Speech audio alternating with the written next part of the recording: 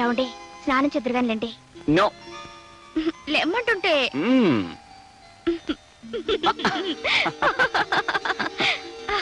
ఇప్పుడే గొడవ చేయడం, ఇప్పుడే బతిమలాటం. సరే పొరపాటు అయిపోయింది. చాలా పొరపాటంటే చాలదు, గుంజిల్తి తీయాలా? తీయాలి. నువ్వు గుంజీలు తీస్తే నాకే కష్టం. సర్లేండి స్నానానికి పదండి. కానీ ఒక షరతు. ఏమిటది? మనిద్దరం కలిసి స్నానం చేద్దాం. మనిద్దరం కలిసి స్నానం చేయాలా? చాలండి. ఆశ దోశ అప్పడం వడ అదేం కుదరదు. కుదరదంటే నేను చేయను. అబ్బా నేను స్నానం చేశానండి. ఇంకోసారి చేయొచ్చు, ఏమంటావు? మొండి. ఎంత ఆకలిస్తుందో. రే రాంబాబు టిఫిన్ చేద్దు కదా. ఒక గంట దాకా వాడిని డిస్టర్బ్ చేయకు, డీటెయిల్స్ తర్వాత చెప్తాను. అప్పుడే వచ్చేసాడు యూస్లెస్ ఫెలో. కుర్రతనం తొందర ఎక్కువ. టమాటో పచ్చడి స్పెషల్ రా. ఆడవాళ్ళు మీరు వెళ్ళి పని చూసుకోండి, మేము వడ్డించుకుంటాం. పని వాళ్ళు ఎందుకు? అయితే ఆ పని వాళ్ళ పని చూసుకోండి. మీకిదు మా శ్రమ మేము వడ్డిస్తాంగా. అబ్బా అఫీషియల్ వ్యవహారాలు మాట్లాడుకున్నప్పుడు రూల్ ప్రకారం ఆడవాళ్ళు ఉండకూడదమ్మా, మీరు వెళ్ళండి. అరే కొడుకు, హైదరాబాద్ ఎందుకు వెళ్ళేవరా? ఆఫీస్ పని మీద. అబద్ధాలు ఆడవాళ్ళతో చెప్పాలరా. నీ బుద్ధులతో 50 ఏళ్ళ కిందట పుట్టాను, నిజం చెప్పేయి. లక్ష్మిని చూడాలని వెళ్ళాను. లక్ష్మి ఎలా ఉంది? ఆ అమ్మాయిని ఒక దుర్మార్గుడు మోసం చేశాడు. లక్ష్మి ఇప్పుడు గర్భవతి. పాపం అంతేరా, ఆడవాళ్ళ జీవితాలు అలాగే ఉంటాయి. వాళ్ళ అమ్మ చనిపోయింది. జానకమ్మ చచ్చిపోయిందా? జానకమ్మ? అదేమిటి అలా ఆశ్చర్యపోతున్నారు? జానకమ్మ మీకు తెలుసా? అబ్బే నాకేం తెలుసు, నాకేం తెలీదు. ఓ విధంగా తెలుసు, ఎప్పుడో నీ నోటి వెంటే విన్నట్టు గుర్తు. నా నోటి వెంట మీరేం వినలేదు. మీ నోటి వెంట ఏనాటికైనా కొన్ని నిజాలు తెలుసుకోవాలని నా ఆశ. నీకు తెలియని నిజాలు నాకు మాత్రం ఏం తెలుసు? లక్ష్మి తండ్రి గురించి తెలిస్తే తప్ప ఆ శేఖర్ లక్ష్మిని పెళ్లి చేసుకోనన్నాడు. ఆమె తండ్రి గురించి మీకేమైనా తెలిసేమోనని. నాకేం తెలీదు. తెలుసేమో అని అడిగాను. ఇంకెప్పుడు అడక్కు, చెట్టు వేసుకో. ఆ లక్ష్మి ఎక్కడుందిరా? ఎక్కడుంటే మీకెందుకు? ఆ పిల్లతో మీకేం సంబంధం లేదు. నాకేం సంబంధం? ఏదో నువ్వు చెప్తున్నావు కాబట్టి అడుగుతున్నాను. పాప ప్రీతి, నీకు ఇష్టం లేదు చెప్పకు, అంతే. సరే తెలుసుకోండి. లక్ష్మి ఈ ఊళ్ళోనే ఉంటుంది. నెంబర్ 12 గాంధీనగర్. గాంధీనగర్ అంటే ఆ చర్చి పక్కన కుడివైపు. మరి నీకు ఇష్టం లేకపోతే నాకు చెప్పాలా, నాకేం సంబంధం లేదు. ఇక్కడ ఆపు.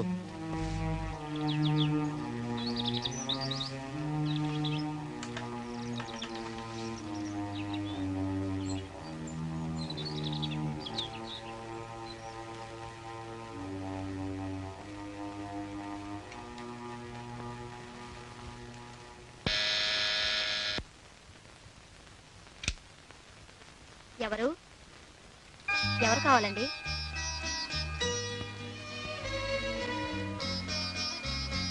లక్ష్మి అంటే నువ్వేనా అమ్మా? అవునండి. నేను నన్ను అయ్యబాబు అంటారు, నీకు తెలియకపోవచ్చు. మీ అమ్మగారిని బాగా ఎరుగుదును, నిన్ను ఒకసారి చూసిపోదామని. రండి కూర్చోండి.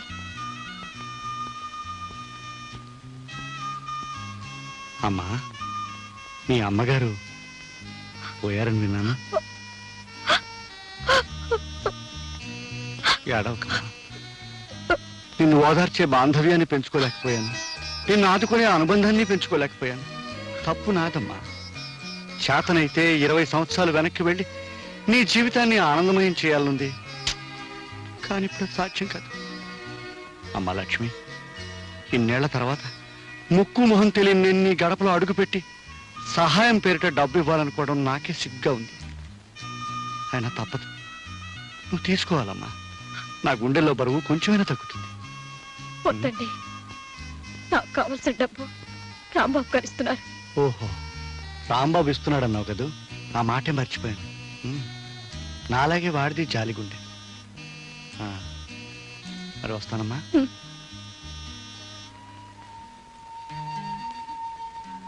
చూడమ్మా, నీకెప్పుడు ఏది కావాల్సి వచ్చినా తండ్రి లాంటి నేనున్నాను మాత్రం మర్చిపోకు.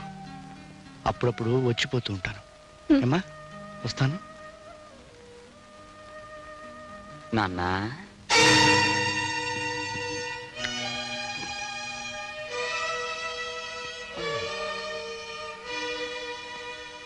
ఏమిటి నాన్న ఈ ఇంటికి వచ్చావు? రావాలనిపించింది, వచ్చాను. ఏం రాకూడదా?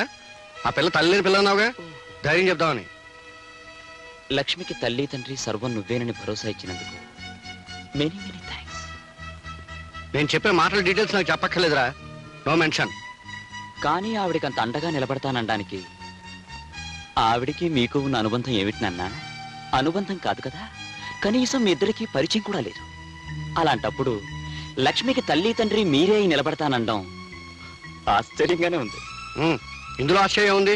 నువ్వు ఆ లక్ష్మిని చెల్లెలుగా భావించి సహాయం చేస్తున్నావు. నువ్వు చెల్లెలుగా భావించే అమ్మాయి నేను కూతురుగా భావిస్తున్నాను. పైగా 1942, 43, 44 నుంచి నా జాలిగుండే. డీటెయిల్స్ కావాలంటే మీ అమ్మని అడుగు. అంత జాలిగుండి ఉన్నవాళ్ళు లక్ష్మి తల్లి విషయంలో ఆ జాలి చూపించుంటే నేను లక్ష్మిని చెల్లెల్లాగా మీరు కూతురులాగా చూసుకునే దుర్గతి పట్టేది కాదు కదా. అంటే ఏమిట్రా, ఏమిటి నీ ఉద్దేశం? లక్ష్మి తల్లి చనిపోయేటప్పుడు లక్ష్మికి తండ్రి ఎవరూ అని అడిగితే మిమ్మల్ని అడగమని చెప్పి కన్నుమూసింది. అంటే ఆ మాటకు అర్థం ఏమిటి? చచ్చిపోయిన వాళ్ళు చెప్పిన ప్రతి మాటకి అర్థాలు ఉండవురా. డీటెయిల్స్ అడక్కు. ఆగండి, ఇంటికేగా రండి, కార్లో డ్రాప్ చేస్తాను. అక్కర్లేదు, రిక్షావాడికి ముందే డబ్బు ఇచ్చాను. అలా మర్యాదలో నువ్వును యూస్లెస్ ఫెలో.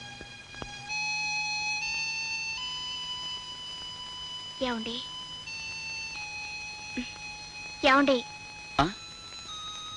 2 సార్లు పిలిస్తే గాని పలకలేదు మీరు. ఏదో ఆలోచిస్తున్నారు. కట్టుకునే పెళ్ళాన్ని పక్కనుండగా దేని గురించి ఆలోచన? మగాడికి ప్రపంచంలో పెళ్ళాం ఒకటే సమస్య కాదు, 1.25 లక్షలు ఉంటాయి. దయచేసి నోరు మూసుకు పడుకో. అది కాదండి. నోరు మూసుకోమన్నా?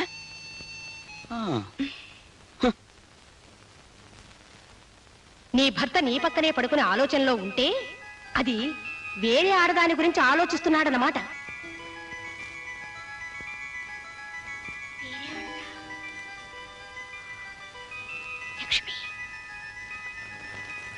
లక్ష్మిని డిస్మిస్ చేశారు కదా, అంటే మొన్న నేను వెళ్ళొచ్చింది లక్ష్మి దగ్గరికేనా?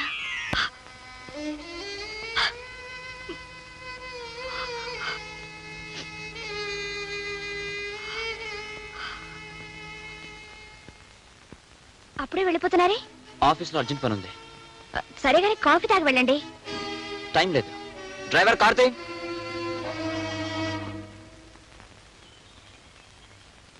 Good morning madam. అయ్యగారి చేతి లెటర్ మీద సంతకం చేయించాలండి. అర్జెంట్ ఫైల్ని ఇంటికి తీసుకురావాల్సి వచ్చింది. ఆయన ఆఫీస్లోనే ఉన్నారుగా? ఇవాళ అయ్యగారు ఆఫీస్ రాలేదండి, ఇంటి దగ్గర ఉన్నారేమని ఫైల్ తీసుకొచ్చాను. సరే, ఆ ఫైల్ అక్కడ పెట్టండి. ఆయన వచ్చాక సంతకం పెట్టిస్తాను. వస్తానమ్మా.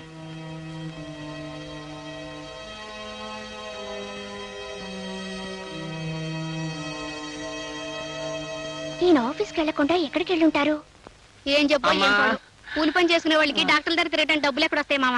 మందు తాగొద్దురా మగడా అంటే వెనకపోతివి. మందు తాగినందువల్ల వచ్చింది కాదే ఇది. అయ్యబాబు గారు కూడా పరిగెత్తినందువల్ల వచ్చింది. గుండెకాయలు ఎక్కడికో కిందకి జారిపోయినట్టు అనిపిస్తున్నాయి. ఊపిరితిత్తులు కొట్టుకోవడం లేదు. ఈ డాక్టర్ ఎప్పుడు వస్తాడు, ఏం చేస్తున్నాడు? వస్తాడులే, కూర్చో. చూడమ్మా, ఇవన్నీ కడుపుతో ఉన్న ఆడవాళ్ళు మామూలుగా పడే అవస్థలే. నువ్వేం కంగారు పడాల్సిన అవసరం లేదు. మందులు రాసిస్తాను, తీసుకోండి. ఈ డాక్టర్ ఏం చేస్తున్నాడు చూడవే. అబ్బా చూస్తానులే, ఊరుకో. వారానికి ఒకసారి వచ్చి పరీక్ష చేయించుకోమ్మా. 12 బాబు పుడతాడు. చిన్నబాబు, అమ్మ కొంప ఊలిపోయింది.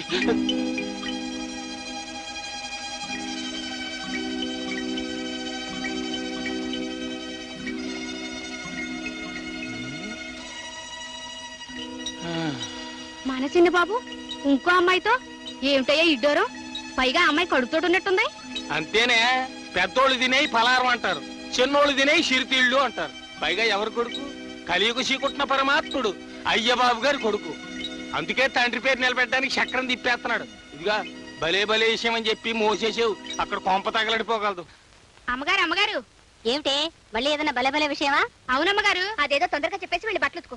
అమ్మో, ఆ విషయం చెప్పానంటే మన చిన్నమ్మగారు కాపురం కాశీగంగలో కలిసిపోతుందని చెప్పరమ్మా. నువ్వేదో చిత్రహాసం తెలుసుకొస్తే మధ్య నా కాపురం ఎందుకు పాడుతుంది? చెప్పు. చెప్పనమ్మా. చెప్పకపోతే ఉద్యోగం ఊడుతుంది. చెప్పు. నా ఉద్యోగం ఊడిపోయినా సరే చిన్నబాబు గారు ఒక కడుపుతోడున్న అమ్మాయిని హాస్పిటల్ తీసుకొచ్చారని ఖచ్చితంగా చెప్పను. చెప్పనంటే చెప్పను. చిన్నబాబు కడుపుతో ఉన్నమని హాస్పిటల్కి తీసుకొచ్చాడా? ఏమే సుబ్బులు? సుబ్బుల్ని పిలవాల్సిన అవసరం లేదత్తయ్య. ఆ మిగతా కథ నేను ఊహించగలను. ఆ అమ్మాయి పేరు లక్ష్మి. లక్ష్మి? ఎవరా లక్ష్మి? ఎవరో నేను చెప్పడం కన్నా మీ అబ్బాయిని అడగడం మంచిది.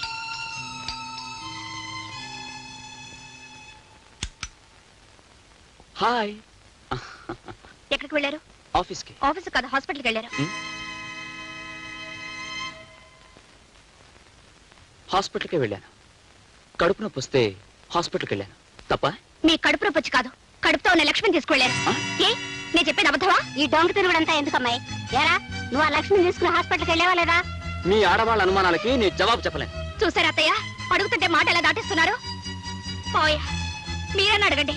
ఆ లక్ష్మి ఎవరు, దానికి ఈయనకి సంబంధం ఏమిటో, దాని కడుపులో ఉన్న బిడ్డకి తండ్రి ఎవరో అడగండి. అసలు నన్ను ఏం చేయదలుచుకున్నారో అదే అడగండి. ఆయనే అడుగుతారు జయ. తేలు కుట్టిన దొంగలు తప్పించుకున్నాను. ఎవరో చేసిన పాపాన్ని నేనెత్తి మీద వేసుకుని తిరుగుతున్నాను. వివరాల్లోకి వెళ్తే చాలా నిజాలు బయటపడతాయని, ఆ నిజాన్ని భరించే శక్తి తనకు లేదని ఆయనకి తెలుసు. ఏం నాన్న, కాదంటావా? డీటెయిల్స్ తెలియకుండా అనవసరంగా తిట్టడం మంచిది కదరా, యూస్లెస్ ఫెలో. ఆ డీటెయిల్స్ ఏంటో చెప్పొచ్చుగా, నేను తెలుసుకుంటాను. టైం వచ్చినప్పుడు డీటెయిల్స్ వాటంతా ఫిలప్ అవుతాయి. అంతవరకు నువ్వు నోరు మూసుకో, నేను మూసుకుంటాను. అనవసరంగా మాట్లాడుకో.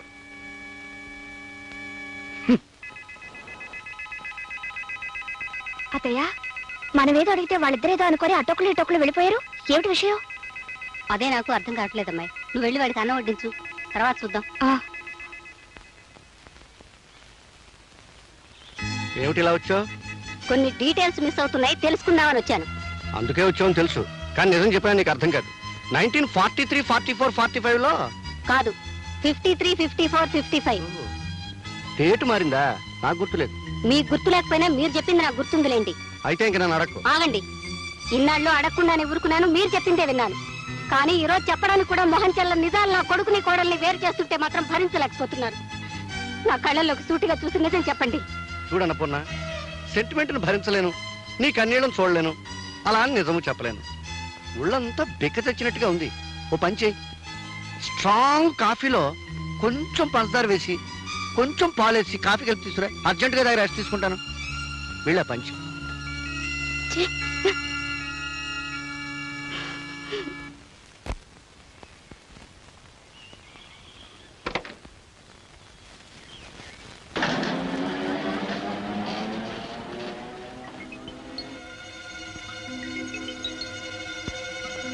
పరాయి స్త్రీ విషయంలో భర్త ఎంత అడిగినా నిజం చెప్పనప్పుడు అనుమానించడం కన్నా అతనికి తెలియకుండా అనుసరించి అసలు విషయం తెలుసుకోవాలి.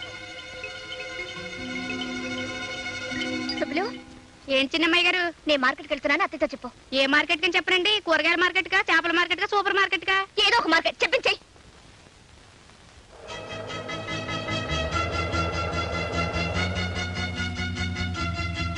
నమస్తే ఆంటీ. నమస్కారం అమ్మా.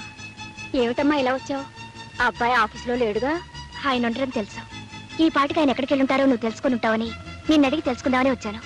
ఆ విషయం చెప్పడానికి నేనే నీ దగ్గరికి రావాలనుకుంటున్నానమ్మా.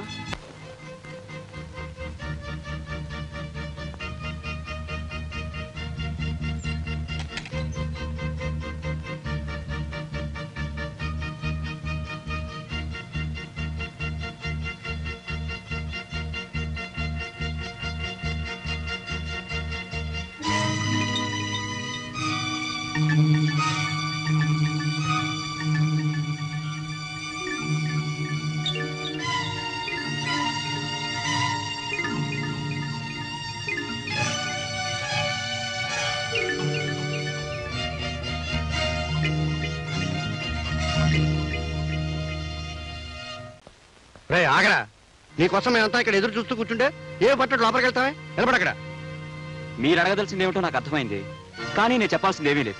ఎందుకు లేదు బాబు, చాలా ఉంది. కట్టుకున్న భార్యకి అన్యాయం చేసి ఉంచుకున్న దాంతో ఊరేగుతుంటే చూస్తూ ఊరుకోమంటావా?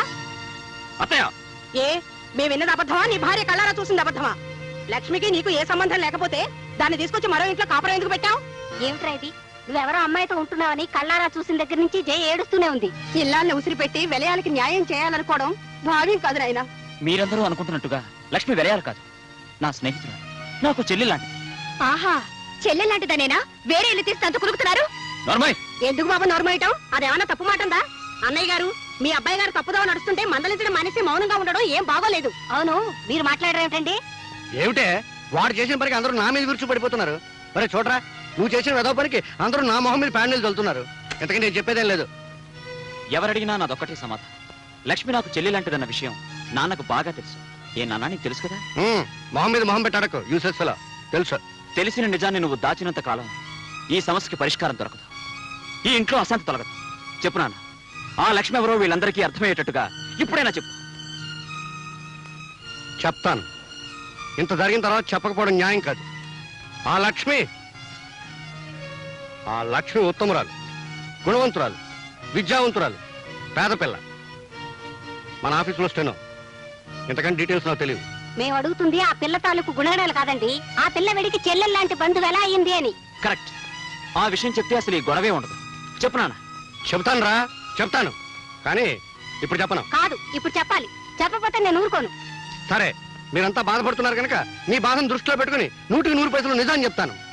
లక్ష్మి వీడి చెల్లెలు ఎలా అయిందంటే మంచి మనసుతో వీడి చెల్లెలాగా భావిస్తున్నాడు కనుక. వదిలి గారు, అబ్బాయి గారు చేస్తున్నది అన్నయ్య గారు చెబుతున్నది చూస్తుంటే ఈ భాగవతం ఏదో అన్నయ్య గారికి తెలిసే చేస్తున్నట్టుంది. మందలించవలసిన పెద్దవాళ్ళే అలా చెబుతుంటే ఈ గొడవ ఇక్కడ తేలదని తెలిసిపోయింది. ఆఖరి మాట అడుగుతున్నాను, ఆ లక్ష్మిని వదిలేస్తావా లేదా? మీ నిందలకు జడిసి లక్ష్మి జీవితానికి అన్యాయం చేయలేను.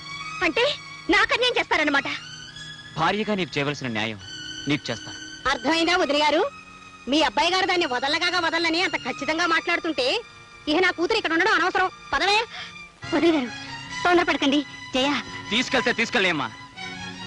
నన్ను అర్థం చేసుకోలేని మనిషి నాకు భారీగా ఇక్కడ ఉండటం కంటే మీ ఇంట్లో మీ కూతురుగా ఉంటాం మంచిది. తీసుకెళ్ళండి. తీసుకెళ్తాను. ఈ గొడవని ఎలా గట్టుకు చేర్చాలో నాకు బాగా తెలుసు. పదవే. వదిలి గారు, వదిలి గారు, నా మాట వినండి. ఒక్క పూట వైపువ్వండి. అబ్బాయితో మాట్లాడతాను. చెప్పారో నా కంటితో చూస్తూనే ఉన్నానుగా. నా పిల్లకేం గతలేక మీ ఇంటికి రాలేదు. కూర్చోవే, మాట్లాడుకుంటాను. వదిలి గారు, పెళ్ళం కావాలంటే మీ అబ్బాయిని మా ఇంటికి పంపించండి. అత్తయ్య, అత్తయ్య. అసలు ఎల్లరంతా మీ వల్లే వచ్చింది. ఇదండి వరస. తల్లి కూతురుని తీసుకెళ్ళింది, కొడుకు కోడలు బొమ్మన్నాడు, పెళ్ళం వచ్చి మొగుడు తిడుతోంది. నేనేం చేశానే? ఏం చేశారా? ఆ లక్ష్మి తన చెల్లెలు లాంటిదని మన అబ్బాయి చెప్తూ మిమ్మల్ని సాక్ష్యం వేసుకుంటే మీరు ఎందుకు నీళ్ళు వెళ్ళినట్టు? డీటెయిల్స్ తెలియక. తెలీదు, మీదంతా నటన. ఆ లక్ష్మి ఎవరో వాళ్ళకి చెప్పకపోయినా మీరు చెప్పిన మాట నాకు గుర్తుందిలేండి. 1953లో మీరు చేసిన పాపం రూపమే ఆ లక్ష్మి పేరుతో బ్రతుకుతోంది. చెప్పండి, మీకు పుణ్యం ఉంటుంది. చెప్పండి. అమ్మా, పుణ్యం అంటే జ్ఞాపకం వచ్చింది. గుళ్ళో కిలార్ శేషావతారం గారు రుక్మిణీ కళ్యాణం పురాణం చెప్తామన్నారు. వెళ్ళాలనుకున్నాను. వెళ్ళొస్తాను. సీతాపతి, నువ్వింత తెలివి తక్కువ పని చేస్తావని తెలుసుంటే నీ బదులు నేనే వెళ్ళి ఉండేవాడిని. అంతా శాంతియుతంగా పరిష్కరించుకొచ్చి ఉండేవాడిని. శాంతియుతంగా పరిష్కరించడానికి ఇది ఇద్దరు పెళ్ళాల తగవండి. నేను దాన్ని వదలనని ఆ కుర్రాడంత ఖచ్చితంగా చెబుతుంటే నేను దీన్ని తీసుకొచ్చాడు. ఒకటే మార్గం తోచింది, తీసుకొచ్చేసాను. చాలే, నువ్వు చేసిన తెలివి తక్కువ పనికి రేపు పొద్దున అయ్యబాబు మొహం ఎట్లా చూడాలో అర్థం కావడం లేదు. తప్పంతా వాళ్ళదైతే మీరెందుకండి బాధపడతారు? మీరు రేపు వెళ్ళి అడగవలసిన 4 మాటలు గట్టిగా అడిగిసేయండి. ఆ లక్ష్మిని అతగాడు వదిలేసి లెంపలేసుకుంటే అప్పుడు మన అమ్మాయిని పంపిద్దాం. లేదంటే ఏం చేస్తావు? విడాకుల కోసం నోటీస్ ఇప్పిద్దాం. నోర్మై, భార్య భర్తల కాపురం ఉంటే కాలక్షేపానికి చూసి సినిమా అనుకున్నావుంటే బాగాలేదని మధ్యలో వచ్చేయడానికి. పెళ్ళంటే 100 పంటే. కరెక్ట్ గా చెప్పావు బావ. పెళ్ళంటే 100 పంటని, అది ఎప్పటికప్పుడు వండుకునే వంట కాదని హైదరాబాద్ వెళ్ళాక తెలుసుకుని ఓ అమ్మాయిని పెళ్లి చేసుకోవాలని నిశ్చయించుకుని ముహూర్తం పెట్టుకొచ్చాను. మీరిద్దరూ వచ్చి మా దంపతులను ఆశీర్వదించాలి. ఎవరా, మేమిద్దరం బతికే ఉండగానే నీ పెళ్లి నువ్వే చేసుకునే కర్మ ఏం పట్టింది? నాకు పెళ్లి చేయమంటే మీరు చేయరుగా. ఏడ్చావు. నువ్వు మా ఇంటల్లుడు అవడానికి వీల్లేదన్నాను కానీ నువ్వు మరో పిల్లని చూసి లక్షణంగా పెళ్లి చేసుకుంటానంటే దగ్గర నుండి జరిపించనన్నా. థ్యాంక్ యూ బావా, థ్యాంక్ యూ వెరీ మచ్. నువ్వు ఈ మాట అంటావన్న నమ్మకంతో నువ్వే దగ్గరుండి నాకు ఈ పెళ్లి జరిపిస్తున్నట్టుగా శుభలేఖలు కూడా వేయించి తీసుకొచ్చాను. చూడు. చూసావు వీడి తెలివితేటలు. ఎల్లుండి ముహూర్తం. ఇంత తక్కువ టైంలో బంధువులందరికీ శుభలేఖలు ఎలా పంపడం? ఎంతమంది వస్తే అంతమందే వస్తారు. మీరిద్దరూ ఆ పందిట్లో నిలబడితే 2 లక్షల మంది జనాభా ఉన్నట్టుగా నేను ఆనందిస్తాను బావా. ఈ పెళ్లికి అయ్య బాబుని కూడా పిలిస్తే ఇక్కడికి వచ్చాక అమ్మాయి విషయం మాట్లాడచ్చు. ఎవరికండి ఆ శుభలేఖ? మనకే. నీకు నాకు పెళ్లి చేయడానికి ముహూర్తం పెట్టించింది మన వియ్యపురాలు. సర్లే, వివరంగా చెప్పండి. ఆ రాయపరాజు గారు వాడి బామర్దికి పెళ్లి చేస్తున్నట్ట. రేపే ముహూర్తం. అవునే, మన వియ్యపురాలు ఏ ప్లేడర్ నోటీసో పంపిస్తుందని ఎదురు చూస్తూ ఉంటే శుభలేఖ పంపించింది ఏమిటే? పంపిందిలేండి. అంత గొడవ చేసి కూతురుని తీసుకెళ్ళింది కదా, మళ్ళీ ఏ మొహం పెట్టుకుని వెళ్దామని అక్కడికి? ఓ పని చెయ్యి, నువ్వు నీ మొహం పెట్టుకు బయలుదేరు, నేను నా మొహం పెట్టుకు వస్తాను. లేకపోతే రేపు వాడి మొహం మనం చూడలేం. డీటెయిల్స్ తర్వాత చెప్తాను, పెట్టి సర్దుకో. పద. అబ్బబ్బబ్బబ్బబ్బా, నువ్వు ఇలా చీర సింగారించుకుంటూ కూర్చుంటే మనం వెళ్ళేది వాళ్ళ పెళ్లికి కాదు, వాళ్ళ పిల్లల బారసాలకి. మీకంతా హడావుడే, అక్కడికి వెళ్తే ఏమీ ఉండదు. ఏముంటుందో వెళ్ళే కానీ తెలియదు. నువ్వు ఇలాగే డీటెయిల్స్ మిస్ అవుతావు. ఎవర్రా అమ్మాయి? మీ అందరి అనుమానాలకి కారణమైన లక్ష్మి ఈవిడేనమ్మా.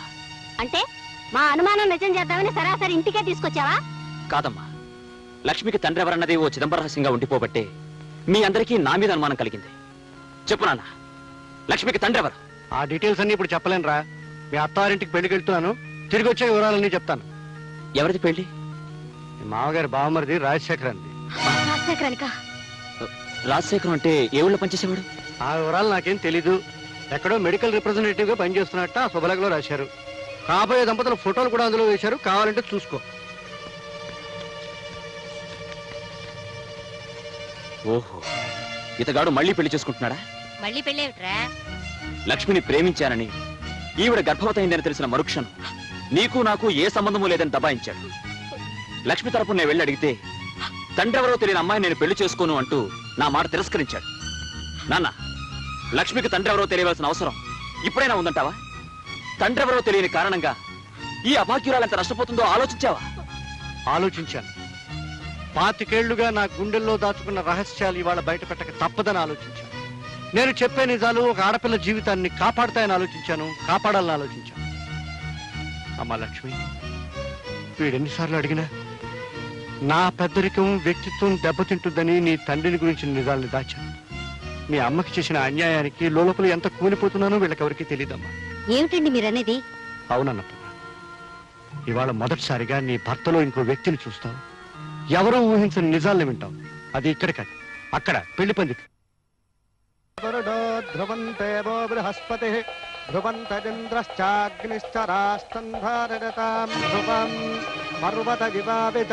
రాయి బామర్తికి పెళ్లి చేసుకున్నావా? Useless fellow. ఈ పెళ్ళ మాట ఏం చేస్తావరా? చెప్పు, సమాధానం చెప్పు.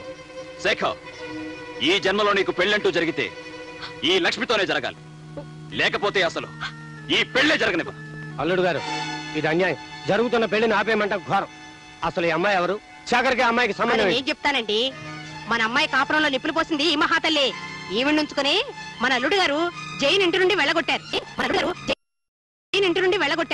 ఇంతకాలం మీరిద్దరూ చెడతిరిగి మోజు తీరిన తర్వాత నాకు కట్టబెట్టాలని చూస్తున్నారా? శేఖర్, లక్ష్మి గురించి ఇంకొక మాట తప్పుగా నీ నోటి వెంట వచ్చిందో నీ నాలుక చీరేస్తాను. ఆగరా కొడక. ఏరా పెళ్లి కొడక, డీటెయిల్స్ తెలియకుండా తొందరపడ్డావనుకో ఇబ్బందుల్లో పడతావు, ఆ తర్వాత జైల్లో పడతావు. లక్ష్మికి ముందు వెనకలు ఎవరూ లేరు కదా అని ఏం చేసినా పర్వాలేదనుకుని సరదాగా ప్రేమించి సరదాగా ద్రోహం చేసి సరదాగా పెళ్లిపేటలెక్కో సరదాగా పెళ్లి చేసుకోవడానికి నీ సైడ్ ఓకే. కానీ లక్ష్మి నువ్వు అనుకున్నట్టు అనాథ కాదు. ఆమె కొండంత తండ్రి ఉన్నాడు. ఈ పెళ్లి పందిట్లోనే ఉన్నాడు, నీ ముందే ఉన్నాడు. ఎవరో కనిపారేసిన ఈ పాపిష్టిదాన్ని మావాడికి కట్టబెట్టాలని చూస్తున్నారేమో. బియ్యంకుల వారిని ఊరుకున్నాను, మెడపెట్టి గెంటేయాల్సి వస్తుంది. నాన్న, ఇంత అవమానం జరిగిన తర్వాత ఇంకా ఆగుతారే? లక్ష్మి తండ్రి ఎవరో వీళ్ళందరికీ తెలిసేట్టు చెప్పండి. చెప్పే టైం వచ్చిందిరా. రే రాయ్, ఇలా రా. జానకమ్మకు చేసిన ద్రోహం నువ్వు చెప్తావా, నన్ను చెప్పమన్నావా? అయ్య బాబు, ఏమిట్రా నువ్వు అనేది? ఇంతకాలం నీకు ఒక్కరే కూతురు అనుకుంటున్నావు కదూ? కాదు, నీకు 2 కూతురు. ఈ లక్ష్మి రాయపురాజు కూతురు. ఏమిటి, నా భర్తకు మరో కూతురా? నేను నమ్మను. నువ్వు నమ్మనంత మాత్రాన్ని నిజాలు మారవమ్మా. ఇది నిజం, ముమ్మాటికి నిజం. మీ గురించి ఈ ప్రపంచానికే తెలుసు. మీ పాపాన్ని నా భర్త గంట కట్టాలని చూస్తున్నారా? మీ అందరికీ తెలిసిన నా పాపాల పరంపరలో మరో పాపం చేరిన తప్పు లేదనుకుని ఇన్నేళ్లు ఈ అపకీర్తిని భరిస్తూ వచ్చానమ్మా. నా కన్న కొడుకు, భార్య, చుట్టుపక్కల ప్రపంచం నన్ను చిన్న చూపు చూస్తున్నా అలవాటైన చిరునవ్వుని, అలవాటు చేసుకున్న అబద్ధాన్ని ఈ అమ్మాయి ఒక్క విషయంలోనే నటిస్తూ వచ్చాను.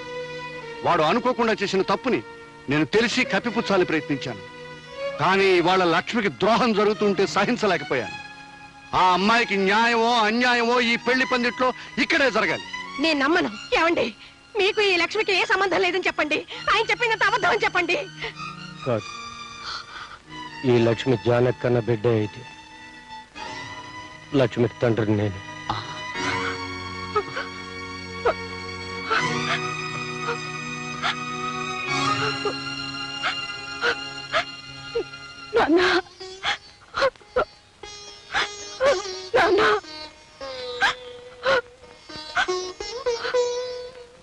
అమ్మ లక్ష్మి, నేనే నీ తండ్రినమ్మా.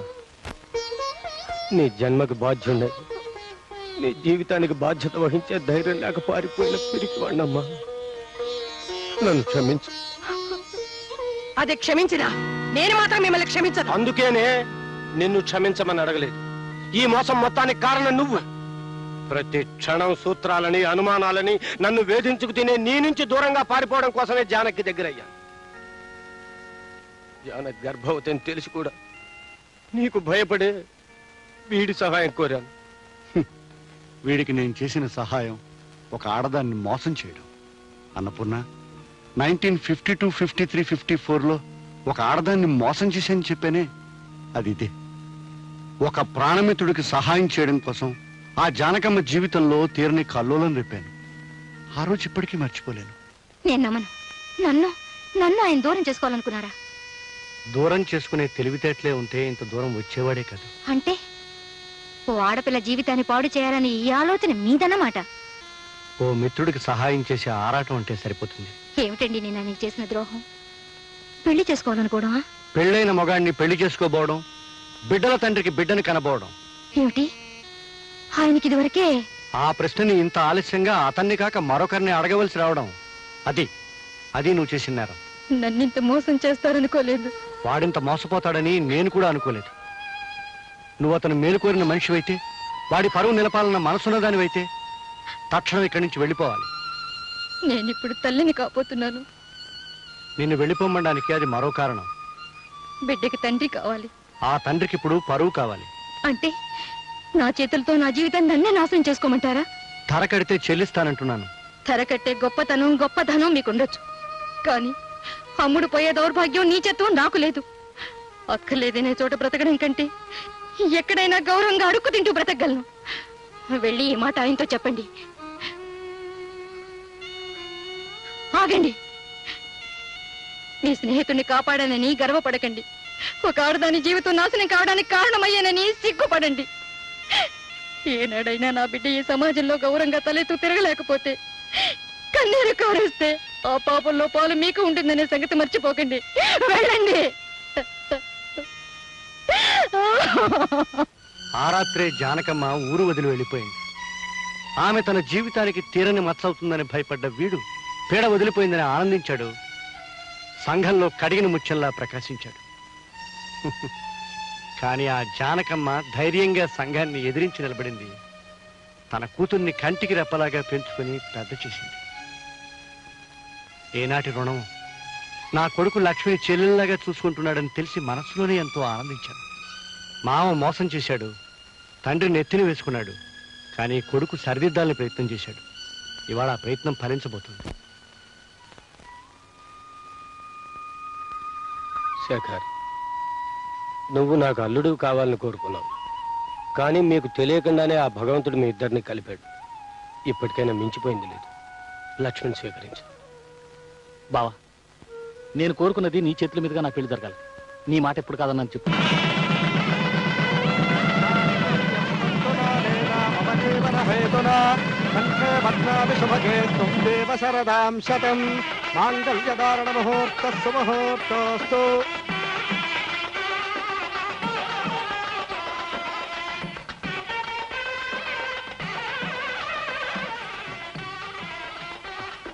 లక్ష్మి, నీ జీవితం ఒడ్డుకు చేరే వరకు నీకంటగా ఉంటానన్నాను. అయిపోయింది. నా బాధ్యత తీరిపోయింది. ఆనందంగా 100 ఏళ్ళు వర్ధిల్లు. వస్తాను. పదండి నాన్న, వెళ్ళిపోదాం. ఒక్క నిమిషం.